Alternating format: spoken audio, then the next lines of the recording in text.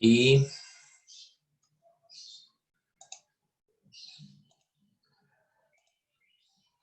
si pueden prender las cámaras, qué rico verlos ahí eh, leyendo junto conmigo este texto. Bien.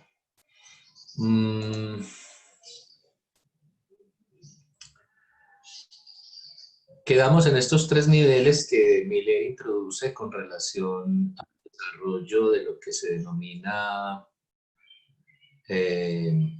las entrevistas preliminares, que se denominan así, se denominan entrevistas preliminares porque se realizan antes de la entrada del sujeto al análisis. Entonces, en esas entrevistas preliminares se hace una evaluación clínica, que como vimos la vez pasada es una evaluación, es decir, dar el aval, dar como el apoyo, y el primero que lo hace es el paciente que ha hecho una evaluación de su situación y ha decidido que necesita terapia. A ver, yo veo que aquí hay más personas.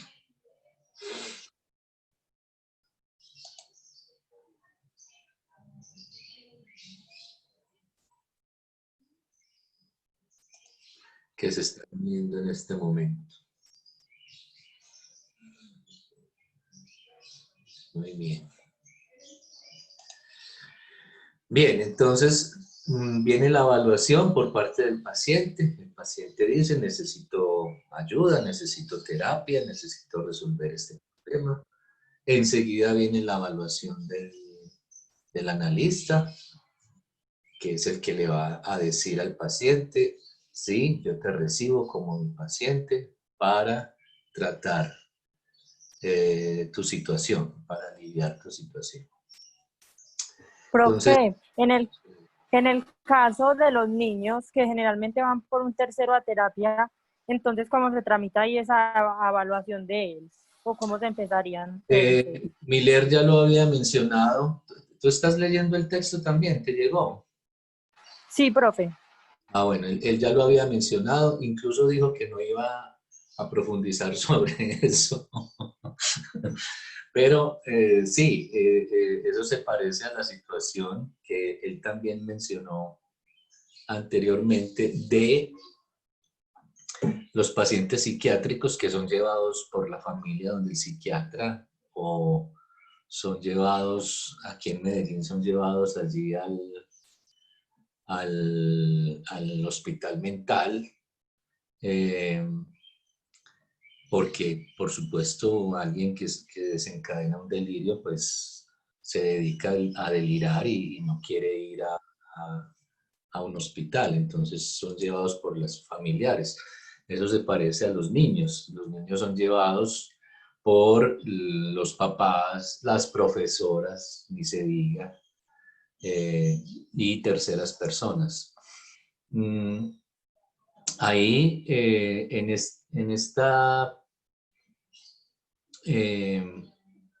esta entrada a terapia, en estas entrevistas preliminares, cuando llevan a un niño, lo primero que hay que hacer es hablar con los papás. Ellos son los que tienen que explicar qué pasa con el niño, etcétera, etcétera, etcétera. Y dependiendo del síntoma que padezca el niño,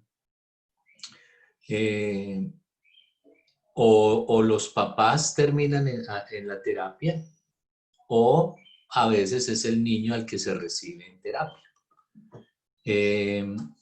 ¿Por qué los papás? Porque la tesis de Miller, no, la tesis de Lacan en un textico que tiene por nombre, a ver si me acuerdo, que es un texto muy interesante, donde habla sobre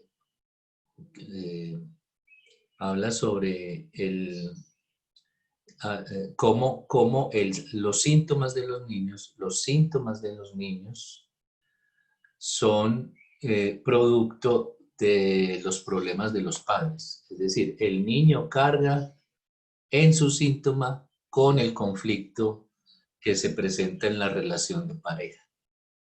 Entonces, por eso hay que procurar retener en terapia a la pareja o a uno de los miembros de la pareja. Casi siempre se queda uno de los dos y casi siempre la que se queda es la mamá, lo cual pues es importante, claro, porque el vínculo del niño con la mamá es particularmente relevante para todos los seres humanos.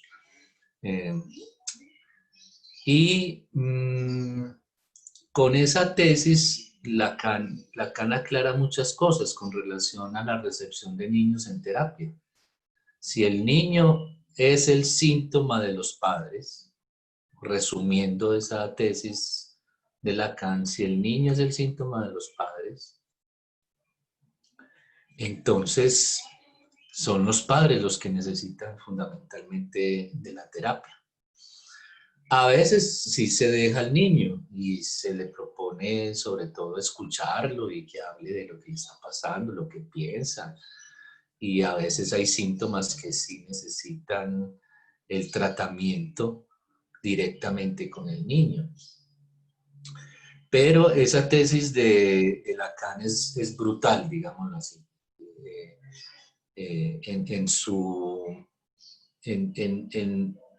En su manera de revelar la verdad de lo que sucede en las relaciones de pareja. Y es que el conflicto que hay en una pareja lo termina sintomatizando el niño. Entonces ahí en estas entrevistas preliminares siempre hay que hacer cálculos, ¿cierto? Si se invita a los papás a seguir viniendo a la terapia y se les explica, por supuesto, que ellos tienen que ver con lo que le está pasando al niño, o si el síntoma del niño es un síntoma bastante, digámoslo así, agudo, y entonces también atender al niño en otras sesiones de manera independiente, continuando con las sesiones con los padres o con uno de los padres. En nuestro contexto casi siempre el papá dice, yo no necesito psicólogo, yo sé más de psicología que usted, y bueno, y se va. Y a veces la mamá es la que se queda sola pensando en lo que está pasando en esa relación y que el niño está sintomatizando. Y al niño se lo atiende siempre y cuando también el niño consienta asistir a la terapia. Hay niños que saben que necesitan hablar y no dudan en decir, sí, yo quiero venir a terapia. Y si no quieren venir, no hay que obligarlos a venir a terapia. No es como el delirante, el loco delirante que hay que obligarlo a entrar a la institución que lo recibe. Tal vez porque está muy violento, está muy agresivo, incluso a veces hay que amarrarlo, pues ponerle esa chaqueta que se le pone a los locos en estas instituciones y drogarlo para que se calme. Entonces, no, con el niño hay que contar con su consentimiento para recibirlo en terapia. Es como lo que te puedo decir, Brigitte, al respecto. ¿Tú qué has pensado? Gracias. Sí, profe, yo pensaba algo así, pero entonces me cuestionan ya, por ejemplo, sobre si en esos casos de sometimiento, por ejemplo, en cuanto a la drogadicción o en cuanto ya al psicótico en el hospital mental, sí podría funcionar la terapia. A ver, los que terminan en el hospital mental son psicóticos que están en un delirio bastante persecutorio casi siempre o se están metiendo autoagresiones, están haciéndose autoagresiones por su delirio esquizofrénico, y entonces hay que ponerles un límite. Y ese límite son las 4 paredes del hospital mental, con todos los procedimientos psiquiátricos que realizan estos médicos, desde la aplicación de drogas para que deje la excitación, la exaltación, la agresividad, y, y también para que deje de autoagredirse en el caso de que se esté autoagrediendo. Eso es necesario en esos casos en donde se exacerba el delirio persecutorio o esquizofrénico. Y ya el tratamiento, pues lo que ofrece el psicoanálisis a los psicóticos es ayudarlos, acompañarlos en la construcción de su delirio, para que su delirio tome cierta consistencia, para que el delirio se dice que, en términos lacanianos, se dice que el delirio se convierta en una especie de metáfora delirante que le ayude al sujeto, primero, a estabilizar, a estar como más tranquilo, a sentirse menos perseguido, que su delirio no sea tan persecutorio. Y construir el delirio, pues requiere, es un trabajo bastante grande y difícil, porque uno tendría que decir que tendrías que tener como una vocación para estar todos los días con un paciente psicótico, escuchándolo delirar y delirar y delirar y repitiendo todos los días lo mismo, y solo después de semanas o meses dice algo, construye algo nuevo que le permita aliviar su paranoia o su esquizofrenia. Pero es lo que ofrece el psicoanálisis. Es decir, es una terapia completamente distinta a la terapia que se le aplica al neurótico en un consultorio psicoanalítico. Y en eso el psicoanálisis es muy fiel a lo que advertía Freud sobre el delirio psicótico, y es que el delirio no es el problema, porque hay perspectivas psiquiátricas que piensan que hay que parar el delirio. Por eso hay drogas antipsicóticas, que son drogas que buscan que el sujeto quede como embobado, quede como paralizado mentalmente hablando, y no delire. En cambio, el psicoanálisis, y Freud lo dijo desde un comienzo, dice que el delirio es la solución que tiene el psicótico para lo que le está pasando, para esa persecución, esa certeza que tiene de que está siendo perseguido, o de que su cuerpo está padeciendo una fragmentación.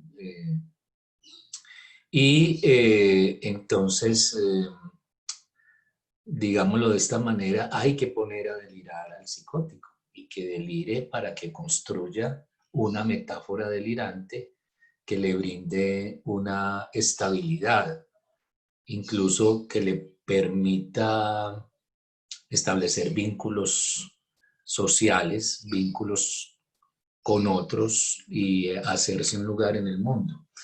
Un buen ejemplo de esa situación es lo que le ha pasado a Margalida Castro. Margalida Castro es una actriz, busquémosla aquí. Busquémosla aquí en internet para que ustedes la reconozcan. Incluso ella ha estado actuando, ahora que es una persona mayor, ha estado actuando en algunas telenovelas todavía. Entonces, ¿qué pasó con Margalida? Ella tiene perdón, ella tiene un delirio paranoico hace muchos años.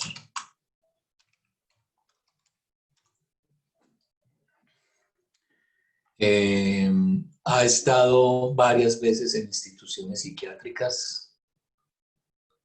Voy a poner aquí imágenes y ahí inmediatamente la van a reconocer. Muchas veces ha pasado por, aquí la tenemos, por instituciones psiquiátricas. ¿Qué le pasó a Margarida? Incluso aquí en esta foto se puede ver su delirio, que es un delirio místico. Ella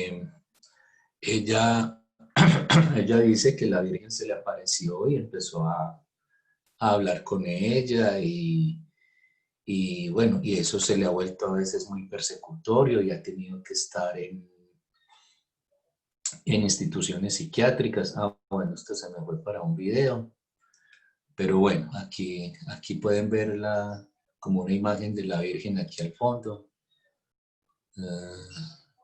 Vea, hasta la han invitado a Teleamiga para conversar sobre su delirio, que además pues es un delirio que gusta, que socialmente gusta porque aquí somos muy católicos, somos muy creyentes, somos muy mojigatos y moralistas, y entonces le creen, pues claro, en un país católico le creen a alguien que dice que la Virgen la visita y le habla y le conversa. Entonces ella en su casa, vean, aquí pues lo pueden ver, es que estos son todos videos, pero bueno, ustedes ya podrán ver los videos después.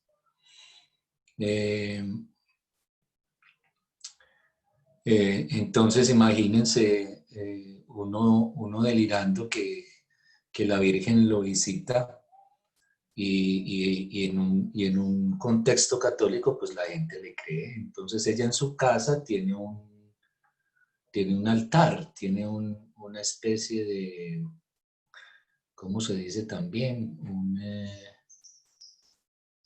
Vean, esta sí es una foto. Vamos a ver si se abre. Tiene un altar y la gente va a rezar con ella a la Virgen. Y ella, esto es un Twitter, y ella alucina con la Virgen y que la escarcha, la Virgen le deja escarchas y cositas en la casa, en fin. Entonces esto para decirles que cuando alguien construye un delirio, que siempre tiene un núcleo de certeza, ella no duda en ningún momento que la Virgen se le aparezca. Y si logra construir ese delirio y construir como una especie de metáfora delirante, eso la tranquiliza, eso la estabiliza, eso le permite, por ejemplo, seguir trabajando mientras no esté sintiéndose muy perseguida, pues, en un delirio muy persecutorio, que eso los puede volver bastante agresivos. Miren, así se me apareció la Virgen, dice aquí. Bueno, entonces, esta es la historia de Margalida.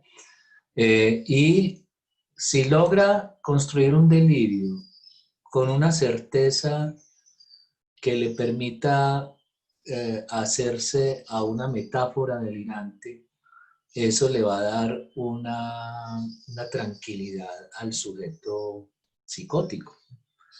Incluso le va a permitir establecer lazos sociales y hacerse un lugar en el mundo como lo ha hecho Margalida. Ella sigue trabajando en la televisión. Es actriz, lo ha sido toda la vida. Pero aquí lo importante, bueno, el hecho de que el delirio de Margalida Castro sea místico y estrechamente relacionado con la religión católica, pues eso le ayuda bastante, porque entonces mientras esté delirando, pues la gente le va creyendo. le va comiendo el cuento de que a ella se le apareció la Virgen, que es una elegida o es una privilegiada o es, sí, es un ser muy especial y entonces eh, eh, eso le ayuda mucho a Margarida como sujeto psicótico que es en este contexto. ¿Ustedes se imaginan a un psicótico delirando con Mahoma en este contexto, o delirando con Buda, o delirando con Krishna? Eh, eh, le costaría muchísimo más hacerse un lugar en este mundo, pues en este contexto que es judío-cristiano. Entonces, la cosa se le complicaría a alguien que dice que Mahoma lo está visitando en su casa y que le está dictando un nuevo libro de carácter bíblico, en fin, cualquier cosa de estas. También hay una actriz, no, hay una presentadora de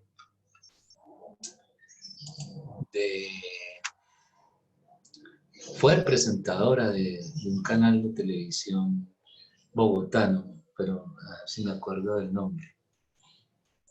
Eh, lo tengo en la punta de la lengua, pero si me acuerdo se las muestro.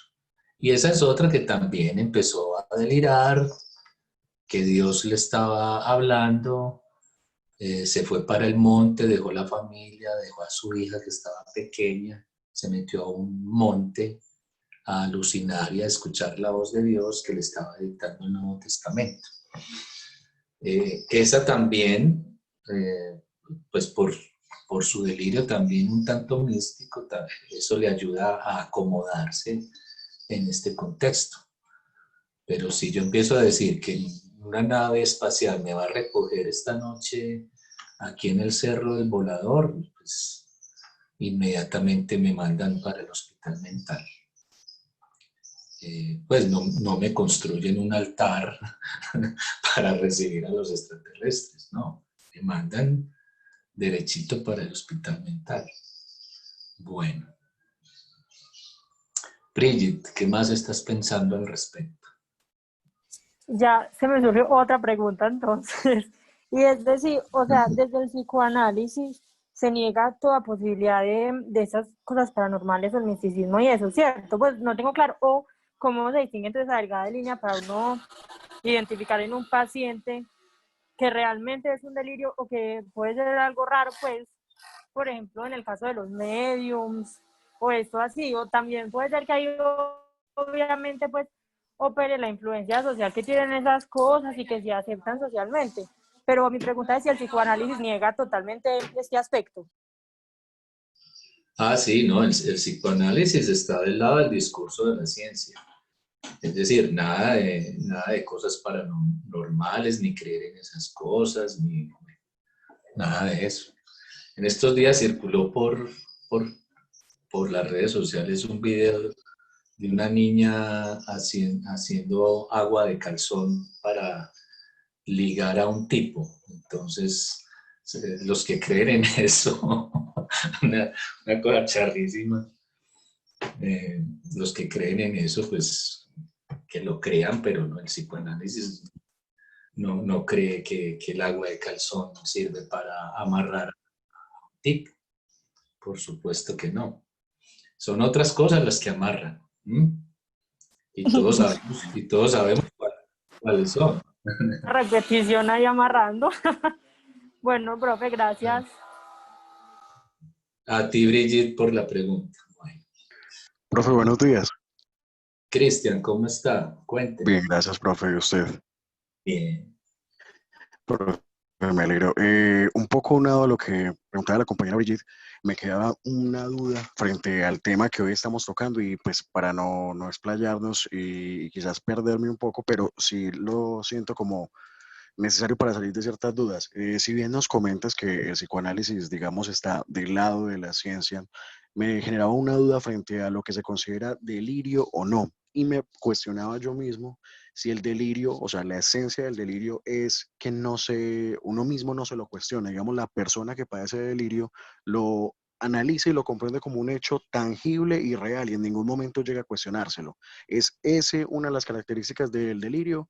O por el contrario, como lo decía la compañera, un discurso espiritual, no sé, quizás de, digamos, expansión de conciencia, puede llegar a considerarse en sí un discurso delirante. No, lo que dices está muy bien. Esa es una de las características del delirio. El sujeto no se cuestiona, no se hace preguntas sobre la construcción que ha hecho y hay una certeza absoluta sobre esa idea en la que está pensando. Es muy distinto al discurso de la ciencia, porque Lacan nos enseñó que la ciencia también delira. Es más, todas las teorías son delirantes. Todas las teorías científicas se iniciaron como con una especie de delirio. Imagínate sujetos tratando de pensar cómo funciona la materia, el espacio, los fenómenos naturales. Entonces hay que, para explicar esas cosas que no son evidentes, siempre hay detrás leyes, causas, etcétera. Entonces hay que empezar a imaginar, a pensar, a delirar para construir una teoría. Pero ¿cuál es la diferencia con el delirio psicótico? Tú lo dices muy bien.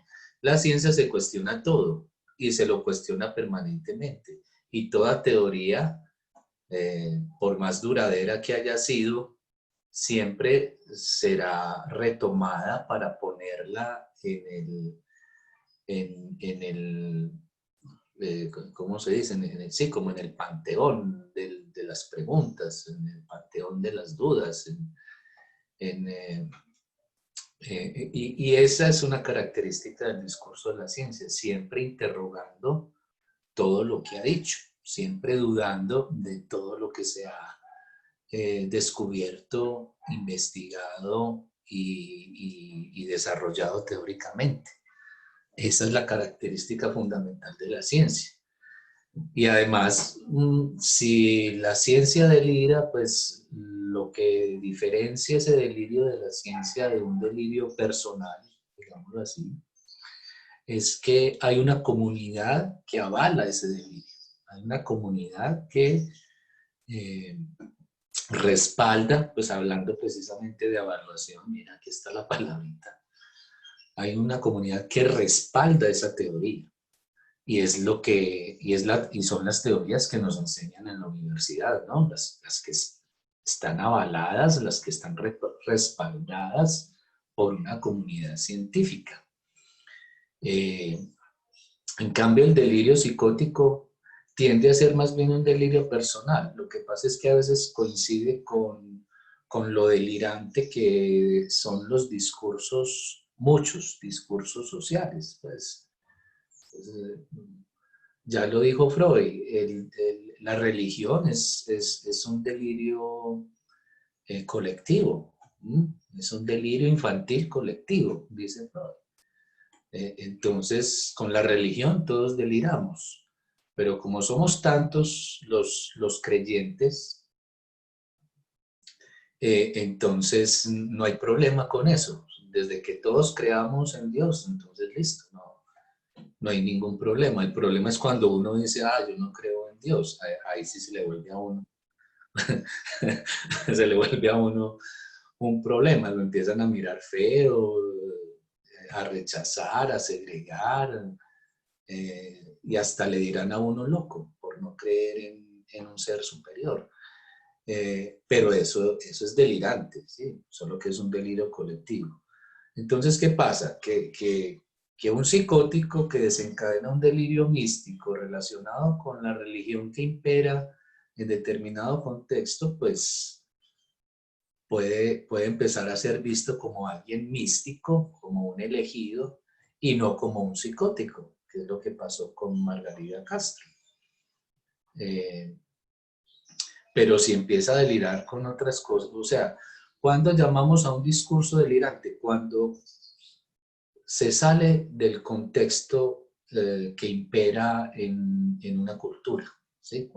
Cuando eso empieza a sonar como raro, como extraño, como y claro, a veces cuando escuchamos ideas extrañas en la gente, uno dice, ¿A este qué le pasa? Se enloqueció, se le zafó un tornillo, ¿qué? Y puede ser que sí, que se le haya zafado, que se le haya zafado un tornillo, pero lo único que diferencia al delirio de lo establecido en una comunidad, en una sociedad, en el discurso científico, es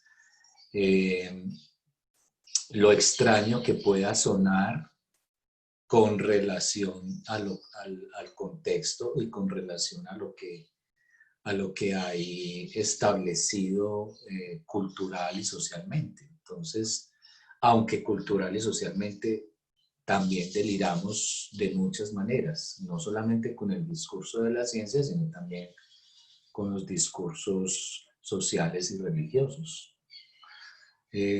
No sé si enredé más la cosa, Cristian. ¿Sí te quedó algo claro? Sí, profe, no, al contrario, muchas gracias. Profe, y una última cosa, a riesgo obviamente de nuevamente explayarnos un poco, pero es realmente la primera vez que tengo la oportunidad de compartir, digamos, un espacio como este con usted como docente. Eh, digamos que yo ando, si bien en esa recolección de información en torno a lo psicoanalítico, me gustaría saber cuál es su apreciación en términos, digamos, de practicidad o de comprensión de ese aspecto, de las lecturas que hace Jung de algunos elementos, siendo conscientes de cómo usted lo nombra, el psicoanálisis es bastante, digamos, regido, por así decirlo, en términos científicos. ¿Dónde queda ese espacio quizás de lo espiritual o de lo un poco metafísico, entre comillas, que plantea Jung?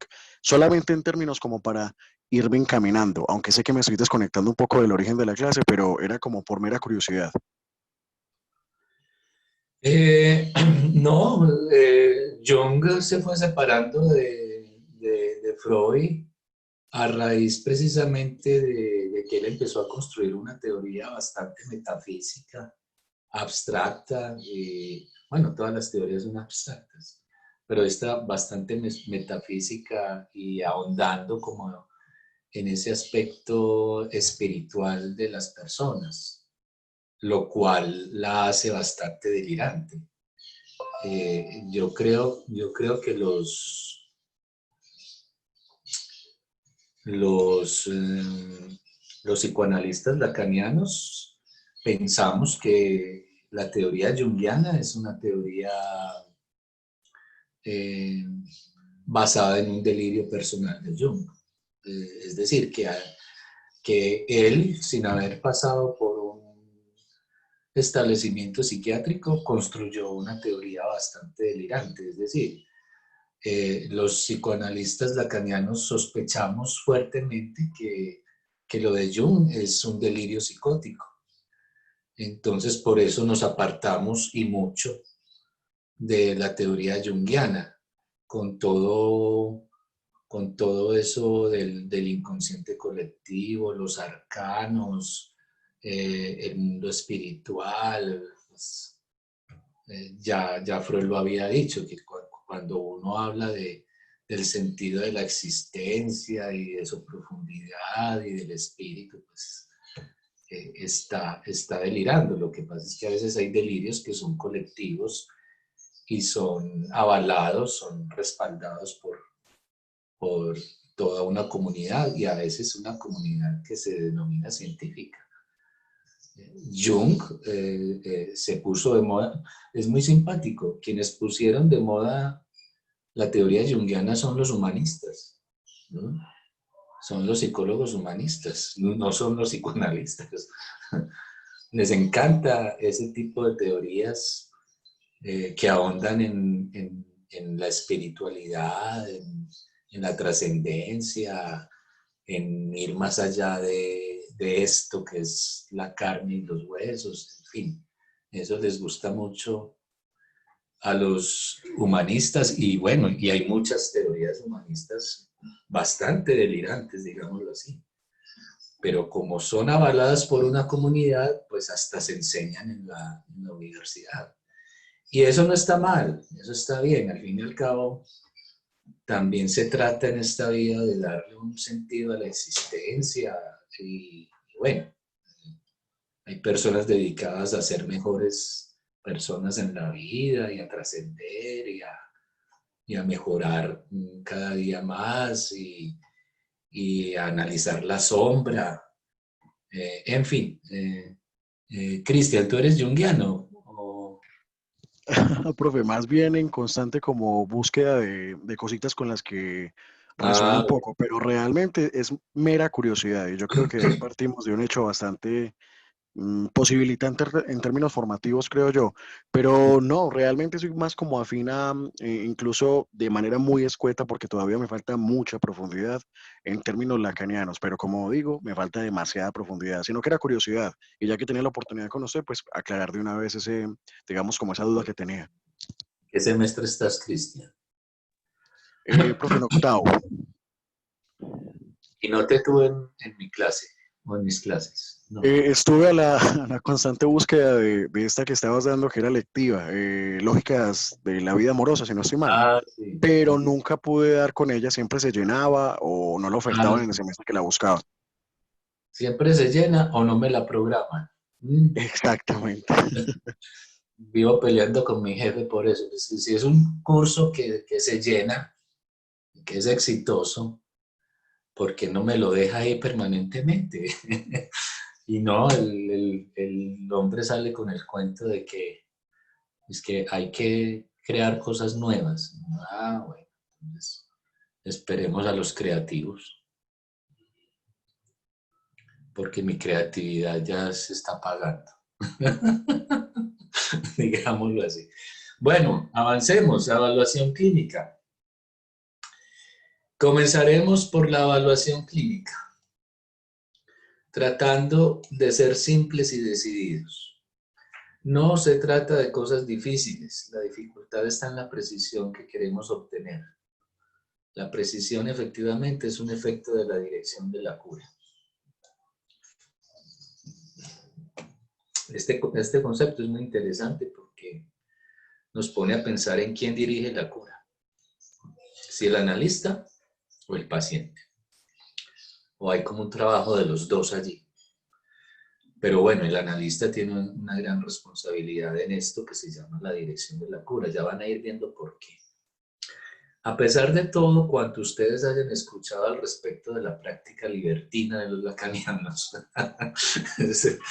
práctica libertina de los lacanianos, ¿se acuerdan que hace 8 días dijimos que a Lacan lo habían expulsado de la Asociación Psicoanalítica Internacional justamente por su práctica libertina? Empezó a atender a sus estudiantes como pacientes, las sesiones eran cortas y todo eso rompía con el estándar establecido por la IPA.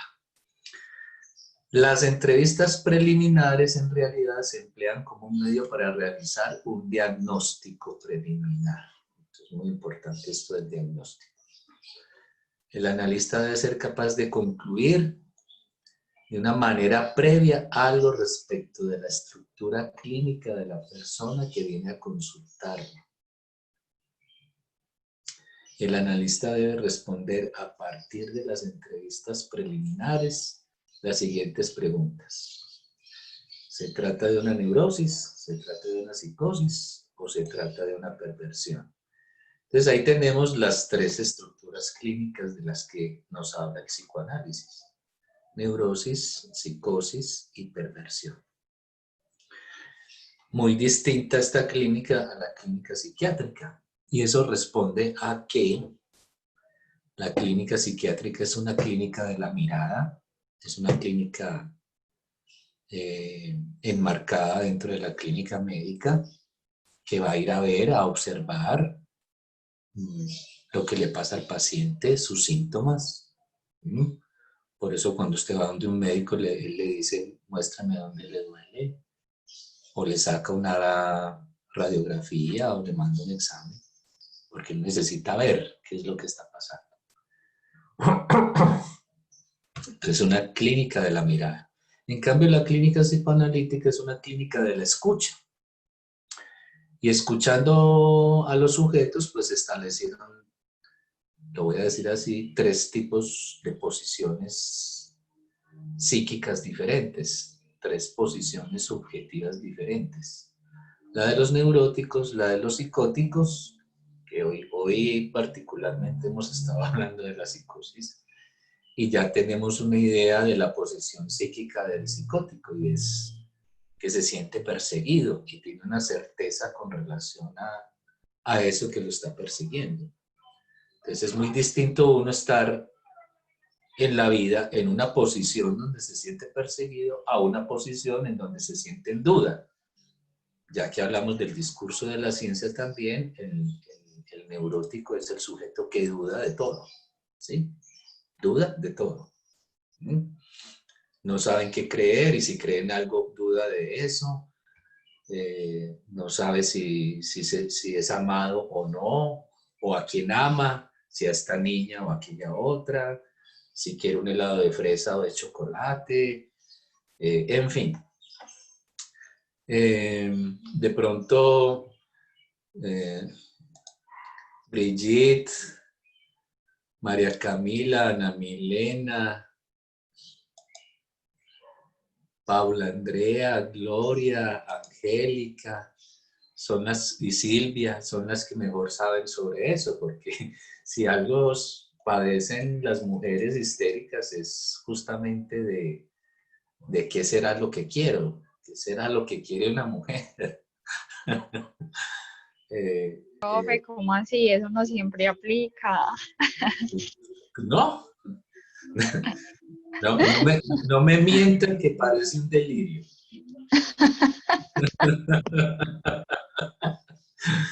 ¿Eh? Y la perversión, bueno, el sujeto perverso ese sí que es problemático, porque es un sujeto que sabe muy bien lo que quiere con relación a la satisfacción de sus impulsos sexuales.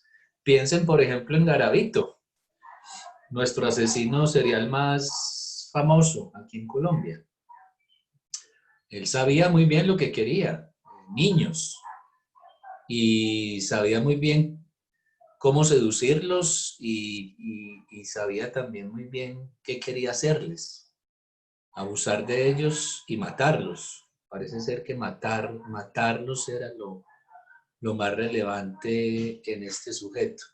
Incluso en la entrevista que uno escucha de Garavito, que está en YouTube, él tiene un discurso por allá en el fondo muy delirante, porque él dice que él escuchó una voz que le decía que hiciera esas cosas.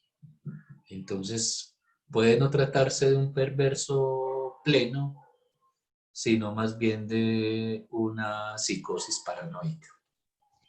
Profe, Bien. pero ¿cómo no entender eso pensándolo en que pueda ser una forma de justificarse? Manuela, Sí, yo, Manuela. haz la pregunta otra vez, que no la entendí muy bien.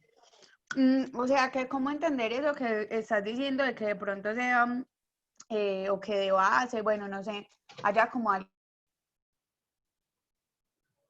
también de rasgos psicóticos, pero cómo no entenderlo en función de que por medio de decir que escuchó una voz, sea como que se esté justificando?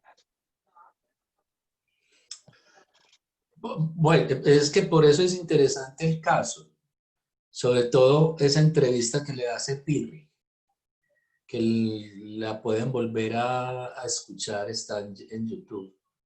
Y hay un momento en el que él dice que se volvió como muy creyente y empezó a asistir como a una iglesia tal vez evangélica, y de un momento a otro empezó a escuchar voces, y él lo dice en la entrevista, que una vez escuchó una voz que le decía que le hiciera eso a los niños.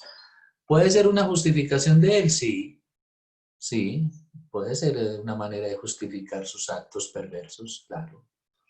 Pero no deja de hacer interesante el caso con relación a decidir si se trata o de una psicosis o de una perversión plena. Entonces, por eso es interesante. Y bueno, eso nos hace explotar el cerebro a nosotros los clínicos, claro. Pero, Si escuchas la entrevista a Manuela, dentro de 8 días me dices qué piensas sobre eso que dice Garavito. Bueno, Profe, sí, entonces pues las personas se podría decir que fluctúan entre varias estructuras o que tienen rasgos de varias. Me refiero a que, por ejemplo, un neurótico que luego tiene un delirio, entonces ella sería psicótico o siempre fue psicótico pero no se había detonado. correcto. Siempre fue psicótico y no se había desencadenado. Estas estructuras son fijas. Se constituyen en la primera infancia, en el paso del sujeto por su complejo de Edipo. Y incluso creo que más adelante lo vamos a ver. Y quedan fijas. Un neurótico no se puede enloquecer cuando quiera. Yo no me puedo levantar hoy diciendo, hoy voy a ser loco. No. Se enloquece solo el que puede. Pero entonces en el caso de Garavito, que tú dices que probablemente sea un delirio, entonces él tendría algo de perverso y algo de delirante, o sería solo una de las dos, pero todavía no está definida cuál.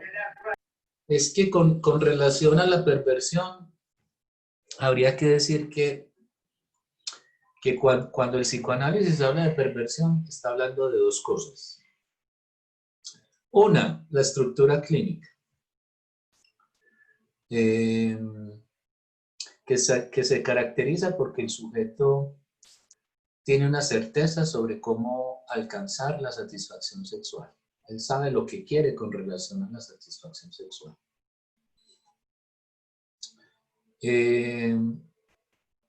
Y dos, cuando el psicoanálisis habla de perversión, habla de la sexualidad. Porque toda la sexualidad, la del neurótico, la del psicótico y la del perverso, es perversa. Es decir, en la sexualidad humana hay alteración del objeto y de la meta sexuales en muchos aspectos. Nosotros, los neuróticos, tenemos rasgos perversos y eso no nos hace perversos plenos. Y en la psicosis, muchos de los actos que responden al delirio o a las alucinaciones de los psicóticos tienen un carácter perverso. Piensa en Garavito, por ejemplo, si es que es un sujeto delirante. Y el perverso, ni se diga, el perverso es el que mejor nos enseña cómo alterar, cómo prima en él una alteración del objeto o de las metas sexuales, que es a lo que llamamos perversión en el psicoanálisis, a la alteración de la supuesta meta normal de la sexualidad que se ha pensado desde siempre que es el coito, y a la alteración del supuesto objeto normal de la sexualidad que se ha pensado desde siempre que es el sexo opuesto. Entonces usted altera cualquiera de esas dos cositas y ya estamos hablando de perversión en, en la sexualidad humana. Eh, por ejemplo, no sé si viste la película.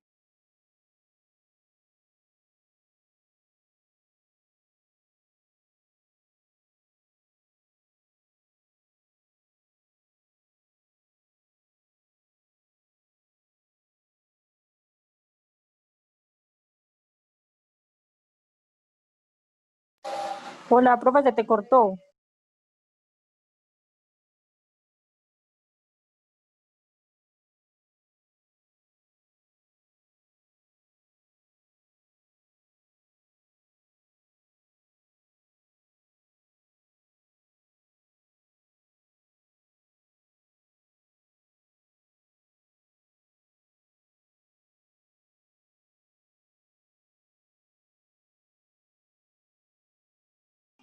Profe, se me fue el internet, perdón.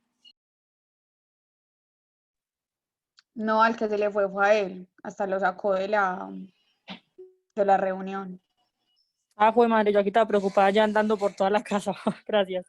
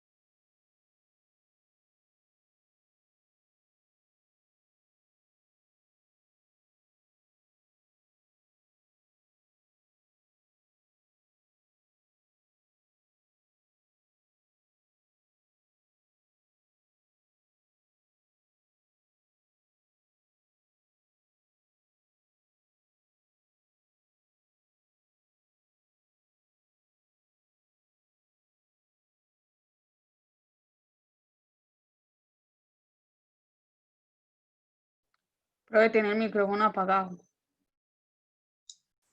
Ah, les estaba diciendo que se cayó la red y por eso terminamos aquí en la sala todos otra vez. Entonces, estábamos hablando de la película Un método peligroso, donde la protagonista Sabina tiene un rasguito perverso y es que le encanta que le den nalgadas, le encanta que le den palmadas en la nalga y eso lo disfruta muchísimo en el encuentro sexual. ¿Quién ha visto la película? Yo me la he visto, pero no como que me acuerdo totalmente porque me la vi hace mucho tiempo. Ajá. Yo me la vi Profe, yo hace mucho. también me la he visto. Me la vi en psicoanálisis. Ah, sí, claro. Brigitte ha estado muy aplicada y la vio para entender, gracias, entender lo que hemos estado viendo en el psicoanálisis. Bien, entonces sí, les decía, en el psicoanálisis, cuando hablamos de perversión, estamos hablando de la estructura clínica o de, o de la sexualidad humana, que toda ella tiene un carácter perverso. Bueno. Entonces dice aquí, y no cabe decir que hay una cierta neurosis con algo de perversión que puede derivar hacia la psicosis. Es decir, miren, aquí está clara. No cabe decir que hay una neurosis con algo de perversión que vira hacia la psicosis. No, no.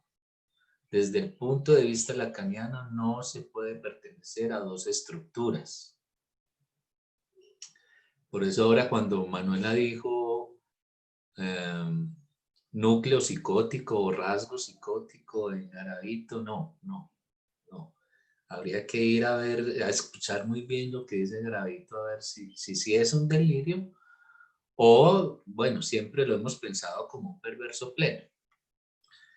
Bien, desde nuestro punto de vista, según nuestra definición de las estructuras clínicas en neurosis, psicosis y perversión, no hay recubrimiento entre dos estructuras. No estoy diciendo cosas difíciles de entender, sino cosas difíciles de precisar.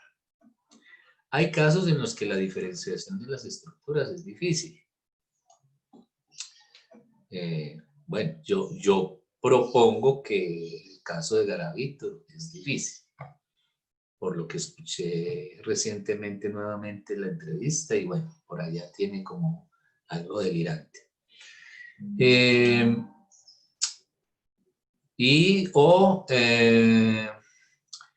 Por ejemplo, los que han visto la película, tenemos que hablar de Kevin. ¿Quién la ha visto? Profe, Yo, profe, y el libro es mejor. Claro, los libros son siempre mejores. Por ejemplo, Kevin, ¿qué podemos decir de Kevin? ¿Ah? ¿Es un perverso? ¿Es una psicosis? ¿O es un neurótico con unas ganas de vengarse de la mamá que lo llevan a esos extremos? Es un caso en el que es difícil establecer la estructura clínica. Y así hay muchos personajes de películas que nos ponen a pensar, bueno, ¿y este qué será? Por ejemplo, el perfume, que también el libro es muy bueno, la película salió bastante bien. El caso de Jean-Baptiste y ese delirio por hacer un perfume, ¿cómo lo dice él? Un perfume perfecto, un perfume ideal. Eso ya tiene un carácter delirante. Pero también se puede pensar como un perverso cuando empieza a matar mujeres para extraer la esencia de la piel para hacer el perfume. Y bueno, entonces hay muchos personajes y casos, incluso en la clínica, que nos ponen a pensar cuál será la estructura. A veces, después de una entrevista diagnóstica preliminar, un psicoanalista puede dudar y eso puede llevarlo a recusar la demanda, es decir, a rechazarla. a prolongar el tiempo de las entrevistas preliminares. Más aún, a asumir un riesgo más o menos calculado con relación, por ejemplo, a recibir en terapia a alguien de quien se sospecha que puede ser un presicótico, que así es como llamamos, creo que fue María Camila la que preguntó ahora, sobre si uno podía cambiar de estructura. Ya sabemos que no. Entonces, cuando un psicótico desencadena su delirio, es porque era presicótico, o sea, toda la vida ha sido psicótico. Entonces, la evaluación clínica, como ustedes saben, tiene una importancia vital cuando llegamos a pensar que el paciente puede ser un psicótico. Esto es importantísimo. No es tan difícil cuando la psicosis está desencadenada, porque a partir de ahí la cuestión que se plantea es si el analista puede hacer algo o no, si puede terapeutizar o no al paciente. Bueno, ya hablamos de eso, la terapia que ofrece el psicoanálisis al psicótico, acompañarlo en la construcción de su delirio. Sin embargo, la cuestión se torna crucial cuando la psicosis aún no se desencadenó, porque como ustedes saben, el análisis puede desencadenarla. Ese es el problema con la psicosis, con un psicótico en análisis. Que usted hace una intervención y el sujeto empieza a delirar. Es decir, pasa lo siguiente. El paciente llega bien, llega estable a terapia y sale delirando. Y entonces la familia se le va a ir encima a usted, hasta con demandas jurídicas. Porque, doctor, mi marido estaba bien hasta que vino donde usted. ¿Ah? Y ahora está loco. ¿Ah? ¿Y quién es el responsable? ¿Ahí quién es el responsable? Entonces es un asunto de una ética profunda, digámoslo así, porque en efecto el responsable del desencadenamiento de ese delirio es usted como terapeuta. No sé cómo harán los psicólogos cognitivo-conductuales o los humanistas con pacientes presicóticos. ¿Ah? Y supongo que a muchos psicólogos se les desencadenarán las psicosis atendiendo en terapia a pacientes presicóticos. Claro, eso debe suceder. Claro que sí. Entonces, por esa razón es fundamental para el analista saber reconocer al presicótico. Esto es un psicótico con una psicosis no desencadenada. Profe, Sí. pregunta, y por ejemplo, en ese caso, cuando se desencadena esa psicosis en la terapia, ¿qué se debe de hacer? O sea, lo pregunto porque estaba relacionando, yo pasé por un análisis y digamos que por eso aborté el proceso, porque me daban era crisis de pánico y simplemente salía con una crisis de pánico que no era capaz de manejar muy bien y sentía que me estaba haciendo más daño la terapia. No fui capaz de continuar por eso. Entonces nosotros como profesionales en formación, cuando estemos ejerciendo ahí, ¿qué debemos hacer?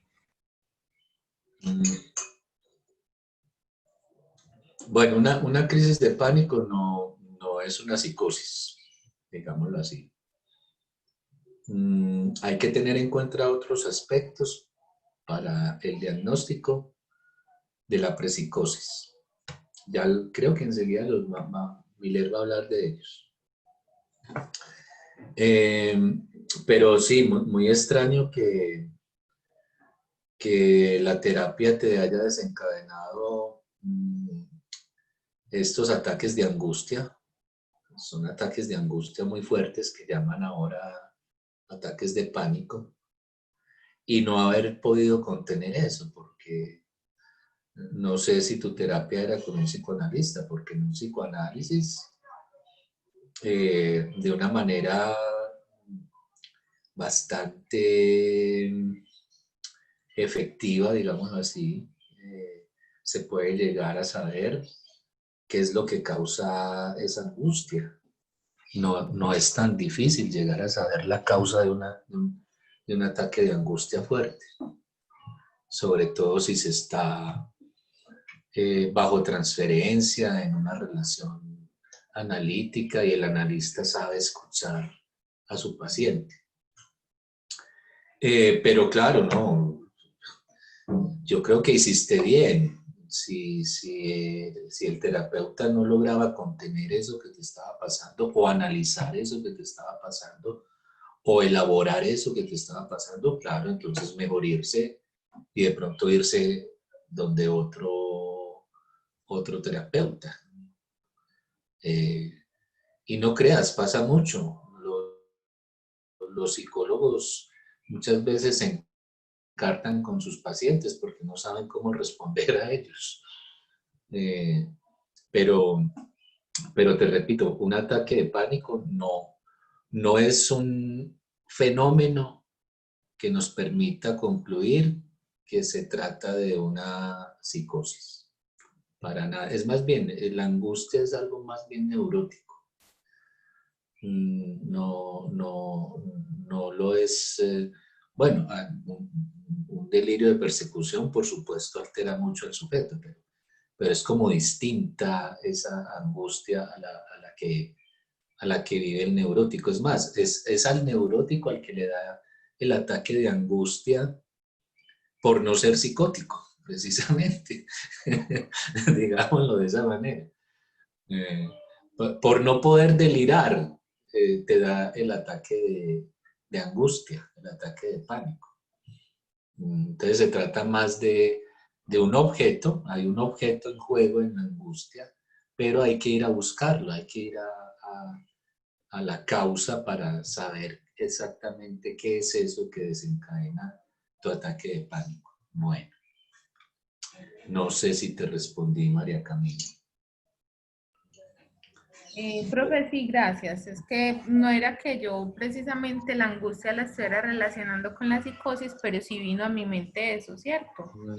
Porque realmente era lo que se traía durante la sesión o como los recuerdos los que me hacían salir de la terapia tan detonada e inclusive en ocasiones distorsionaba la realidad, ¿cierto? Entonces, por ejemplo, al salir a mí se me hacía casi imposible conducir. Yo le decía, no Claro. voy a ser capaz de conducir y él me decía, ya estás bien. Entonces yo le decía, pues sí, ya estoy bien, pues tengo que salir, ¿cierto? Entonces estaba relacionando como eso y digo yo, como un profesional o como nosotros podemos en ese momento que se presente ese momento, cómo centramos o volvemos a la realidad de la persona o cómo hacemos para mitigar un poco lo que se está viviendo. Formarte como un buen clínico, claro. No importa la orientación que tengas, pero ya sea como cognitivo-conductual, neuropsicólogo, humanista, tienes que saber hacer con los problemas de tu paciente, claro. Yo desconfiaría de cualquier psicólogo que me diga, ya estás bien. Con eso te respondo. Hay que desconfiar de todo psicólogo que te diga, ya estás bien. Eso te lo dice tu mamá saliendo de la casa o llegando del trabajo. Entonces, Ave María, mejor dicho. Y para formarse como un buen clínico, primero, terapia, claro, pasar por un proceso terapéutico. Segundo, estudiar todo lo relacionado con la clínica y la clínica que involucra tu orientación. Y tercero, por ejemplo, un cognitivo conductual se tiene que saber el DCM, todo el DCM. Y si ya se sabe el DCM-4, debe estar en este momento estudiando el DSM-5, claro. Porque la cognitiva conductual depende del discurso médico. Para hacer el diagnóstico depende completamente del discurso psiquiátrico.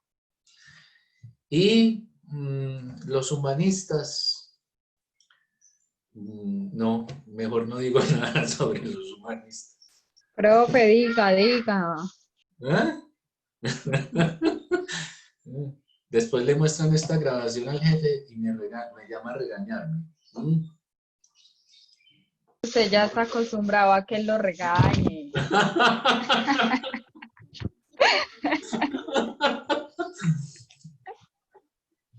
Te voy a dar toda la razón esta vez. No, es que, vea, empezando porque, bueno, también sucede con el psicoanálisis, con la cognitivo-conductual ahora se están viendo diferentes ramas. La neuro es la neuro es la dura, es la que manda en psicología. Además por todo el aval del discurso científico que tiene detrás. Bueno, entonces, la neuro, bueno, aunque en las últimas décadas hemos visto la farsa de los escáneres del cerebro que salen con colorcitos. Esas fotografías con colores, ya se está develando cada vez más que hay algo ficticio, hay algo erróneo. Porque, por ejemplo, con relación al escáner de pacientes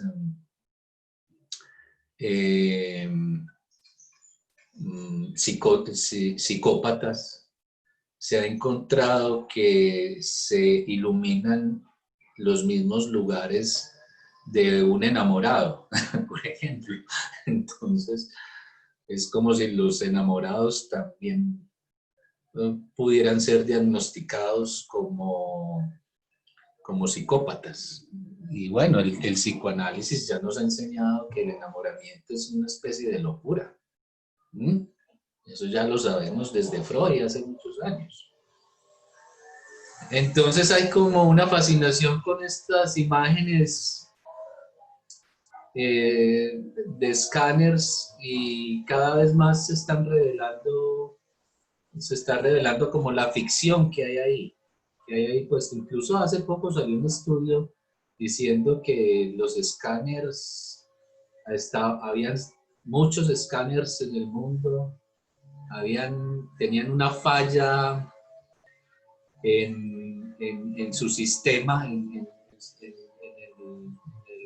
software, y entonces los diagnósticos que se hicieron durante años eran errados. Imagínense eso. Tremendo, ¿no? Uno cargando con un diagnóstico porque el software del escáner estaba dañado. Bueno, pero eso con relación a los neuro. Volviendo a los humanistas, pero es que con los humanistas pasa lo mismo que con todos nosotros, y es que hay muchas corrientes. Dentro del psicoanálisis también hay varias corrientes, pero en el humanismo abundan, son muchísimas, perdón.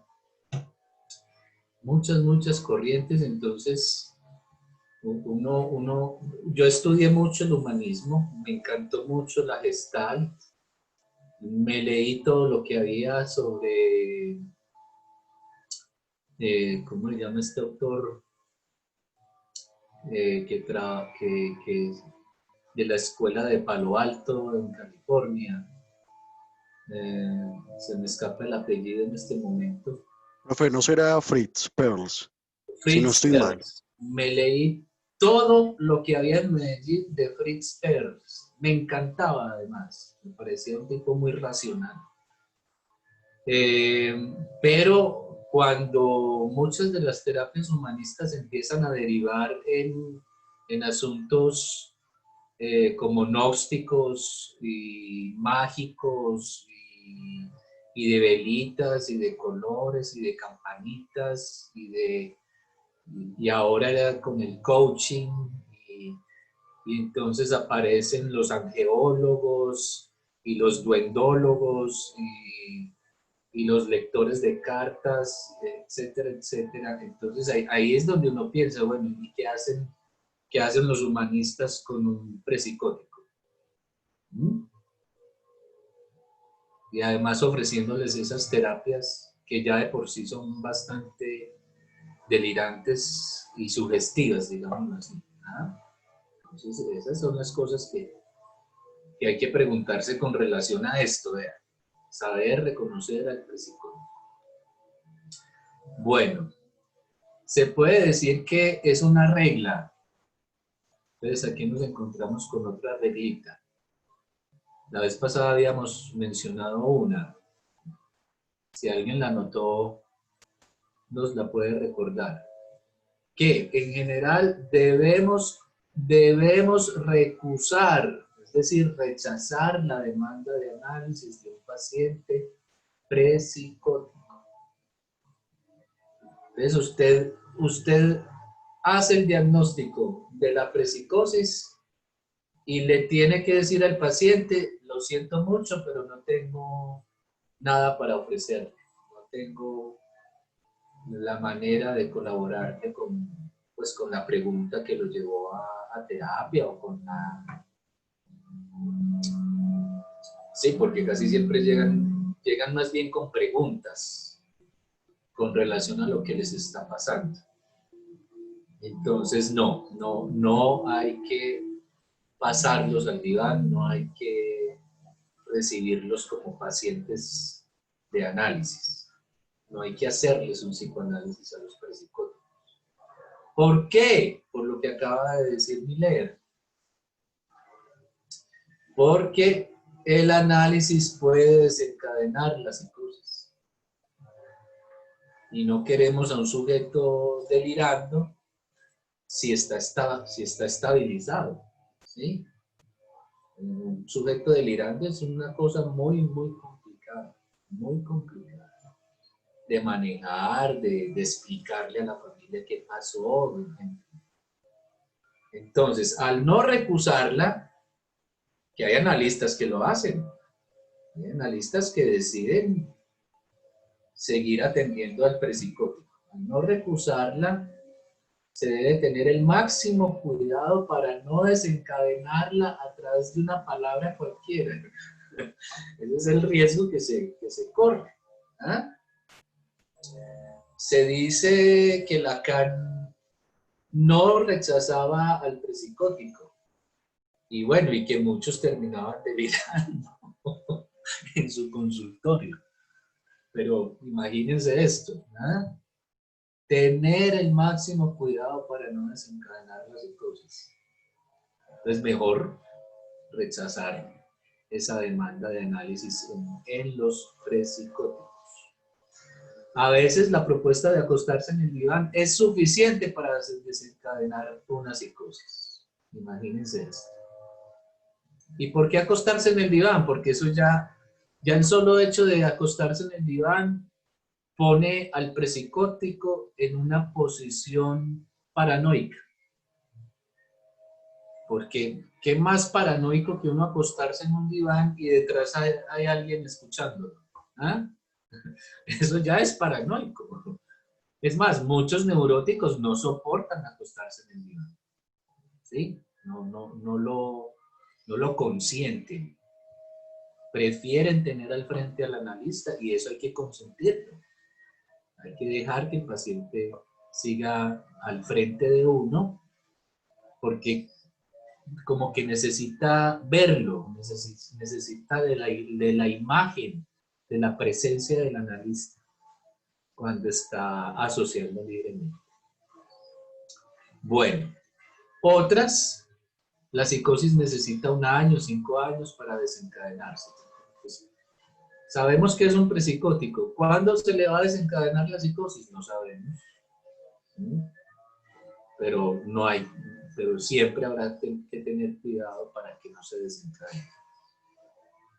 Por esta razón, en la práctica lacaniana del psicoanálisis es necesario que el analista posea un saber profundo y extenso de la estructura psicótica, lo que les decía ahorita. Hay que saber de clínica, hay que conocer la clínica que hay detrás de mi orientación. Podrá no hacer su práctica con esta, pero de ella deberá tener un profundo conocimiento.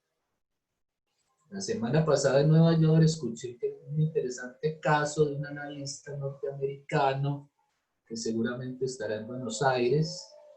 Nos relató un largo caso de una paciente que él juzgaba que era esquizofrénica y que después de un poco de lectura de Lacan se reveló como una histérica.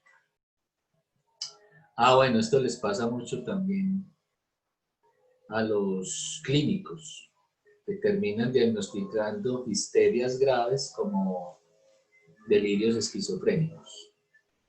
Esta excelente persona a la cual nos referimos fue alumno de Winnicott antes de interesarse por Lacan. Digamos que su trabajo fue un poco transicional, esto es, transicional entre Winnicott y Lacan. Este es un muy buen chiste de Miller aquí en el seminario. Porque bueno, ustedes saben, creo, que Winnicott fue el que desarrolló toda la teoría del objeto transicional. Que además Lacan avaló, a Lacan le gustaba esa teoría y la relaciona con su objeto A minúsculo. Bien, ¿le pareció maravillosa la respuesta de Winnicott en el último año de su vida a jesuitas ingleses preocupados por el psicoanálisis tal y como los relata Kant? Los jesuitas a veces tienen un interés muy agudo por el psicoanálisis. En la escuela freudiana de Lacan teníamos 12 de ellos. Pues bien, ellos le preguntaron a Winnicott algo muy simple. ¿Cuándo debemos enviar a un paciente al hospital psiquiátrico y cuándo podemos conservarlo? Después de pensárselo, Winnicott dio la respuesta que le pareció maravillosa a nuestro amigo en Nueva York. Es fácil. Si aborrece al paciente, envíelo al hospital psiquiátrico. En caso contrario, consérvelo. Imagínense uno enviando a sus pacientes porque le cae mal, lo aborrece, le fastidia, no le gusta la persona que tiene enfrente, tenaz. Bueno, si no tienen preguntas, voy a dejar hoy aquí.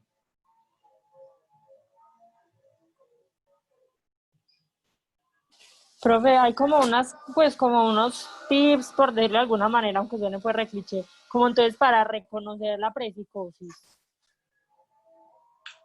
Sí, los vamos a dar dentro de 8 días. Bueno, está bien, yo ya quito a... Se llaman fenómenos elementales. Listo, profe, gracias. ¿Algo más? Bueno, qué rico haberlos tenido hoy aquí.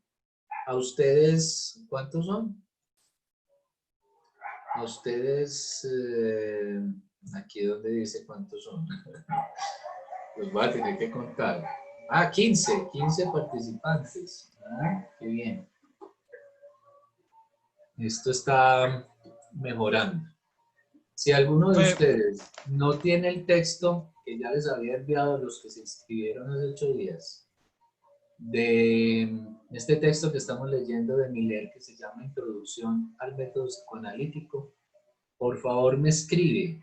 Voy a poner aquí en el chat mi correo y me escribe pidiéndome el texto y yo se lo envío. ¿Qué ibas a decir? Yo, Juan Diego. Juan Diego, dime. Profe, es que es la primera vez que asisto pues, a este espacio, me parece súper interesante.